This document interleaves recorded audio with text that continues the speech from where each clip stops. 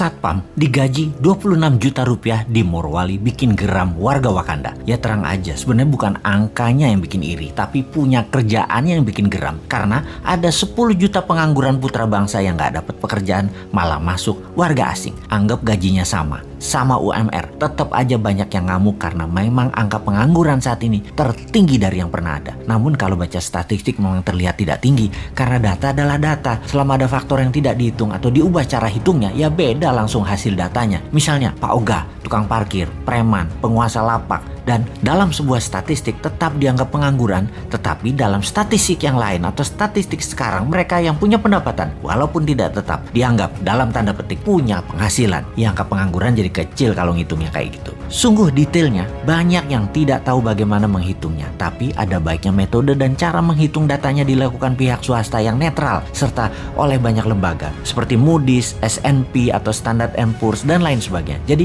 kita kembali ke topik aja deh. TKA Tiongkok yang banjir besar-besaran dalam periode pemerintahan saat ini sangat melukai hati 10 juta pengangguran di Indonesia. Sebenarnya alasannya apa sih? Mereka lebih ahli? Nggak juga. Alasan pejabat aja biar dibenarkan pejabat tertinggi. Namun sesungguhnya pejabat ini yang membiarkan mereka masuk ini sudah menghina rakyat Indonesia berkali-kali. Tapi tetap didiamkan karena gaji mereka yang besar dan banyak jumlah tenaga kerja itu. Sesungguhnya hal inilah yang menyakitkan hati banyak saudara kita para pengangguran di Indonesia. Oke, kita sebagai penyeimbang informasi, bagaimana harusnya mengingatkan mereka bernegara yang benar? Newman itu selalu punya penyeimbang pikiran dan punya solusinya. Kita sebelum memberikan usulan kita ke Korea Selatan. Bagaimana Korea Selatan mengelola tenaga kerjanya? Nomor 1, buka lapangan pekerjaan buat rakyatnya terlebih dahulu. Ketika 100% rakyatnya bekerja, ternyata masih banyak pekerjaan-pekerjaan yang diperlukan untuk hal yang level bawah. Bangsa Korea adalah bangsa yang bangga nasionalismenya, maka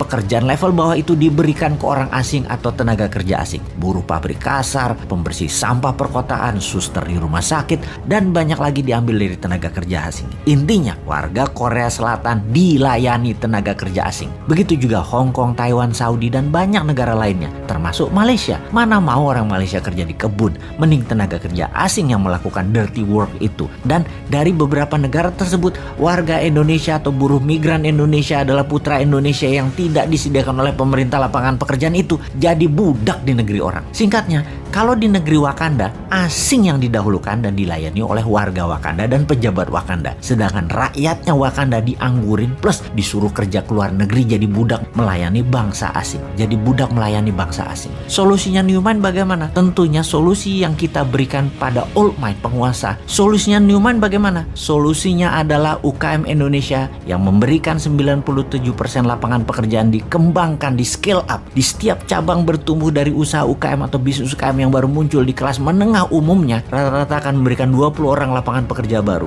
Kalau ada 1 juta UKM tumbuh, lapangan pekerjaannya adalah 20 juta manusia Indonesia bekerja. Hanya 1 juta UKM ditumbuhkan. Dari 6 juta UKM kelas menengah, itu sudah 20 juta manusia Indonesia bekerja. Maka selesai sudah masalah pengangguran itu. Itulah kontribusi Newman. Contohnya bukan hanya wacana. Santara urun dana yang saat ini masih kecil kontribusinya, baru 100 UKM dibiayai. Sampai akhir 2022 nanti kita targetkan 10.000 yang dibiayai, alias 200.000 tenaga kerja akan terakomodir dengan sistem santara urun dana. Walaupun kecil, karena tidak didukung pemerintah, kita terus fight karena ada Anda sahabat semua yang mendukung. Kita maju terus, kita semangat terus selama kita didukung hati sahabat semua. Kembali ke solusi dari pejabat sekarang. Adakah mana keberpihakan Anda kepada UKM dan penganggurannya? 3 tahun ke depan deh ditunggu solusinya. Ada nggak? Jangan-jangan nggak ada deh lu.